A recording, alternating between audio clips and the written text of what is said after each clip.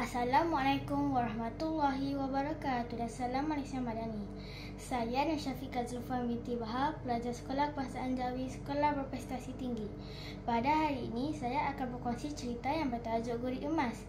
Karya ini telah diterbitkan oleh Rohayati Fasilinus. Karya ini mengandungi 6 muka surat. Karya ini menceritakan tentang seorang peladang tuan dan anak-anaknya yang malas bekerja. Pada suatu hari, peladang tua itu jatuh sakit. Dia tidak dapat lagi bekerja. Kebun kelapa tidak dijaga dan hasilnya semakin berkurangan. Sebelum peladang itu meninggal dunia, dia berpesan kepada anak-anaknya untuk mencari gurih emas di dalam kebun. Setelah peladang tua itu meninggal dunia, anak-anaknya berebut untuk mencari gurih emas di dalam kebun. Mereka menyangkul tanah di kawasan kebun kelapa. Mereka menyangkul siang dan malam. Dari hari ke hari, mereka terus mencari gurih emas itu tetapi tidak ada. Pada suatu hari, datang seorang peraih ke kebun itu. Peraih itu hendak membeli buah kelapa. Hasil jualan buah kelapa itu sangat banyak.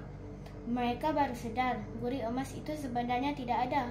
Pengajaran dari cerita ini, kita hendaklah rajin berusaha untuk mencapai kejayaan. Sekian, terima kasih.